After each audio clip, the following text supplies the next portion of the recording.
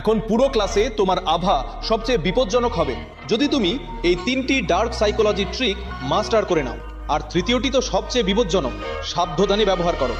যদি ক্লাসে কেউ তোমার মজা ওড়ায় তাহলে রেগে গিয়ে তাকে পাত্তা দিও না, শুধু একটা ঠান্ডা হাসি দাও আর আস্তে করে বলো, নাইস ট্রাই, কিন্তু আমাকে মুগ্ধ করার জন্য আরও একটু চেষ্টা করতে হবে। এই লাইনটা তাকে পুরো ক্লাসে সবচেয়ে ছোট মনে করাবে। নাম্বার 2, যখন ক্লাসে পুরো গোলমাল হচ্ছে তুমি বোকাদের মতো চেঁচিও না, শান্ত থেকে সবাইকে পর্যবেক্ষণ করা। কারণ মনে রেখো, সিংহ কখনো গোলমাল করে না, সে শিকারের উপর নজর রাখে। নাম্বার 3, যখন টিচার প্রশ্ন করেন আর সবাই ভয়ে নিচে তাকায় তখন তুমি সোজা তাদের চোখের দিকে তাকাও আর রিল্যাক্স হয়ে বসো। যদিও তুমি উত্তরের জো না জানো, আর টিচারের মনে হবে যে তুমি আত্মবিশ্বাসী আর তিনি প্রশ্নটা অন্য কাউকে জিজ্ঞেস করবেন। আর হ্যাঁ, বেশি বাড়াবাড়ি করো না, নইলে শিক্ষক তোমার অরা আর পিছন দুটোই লাল করে দিতে পারেন।